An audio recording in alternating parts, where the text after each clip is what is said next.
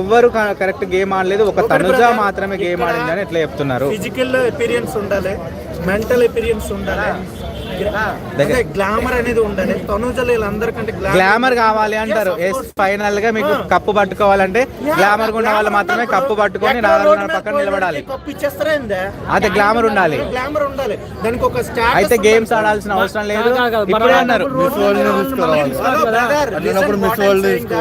ఇన్ని ఎపీరియన్స్ ఉండాలి, క్వాలిటీ చెప్పాను.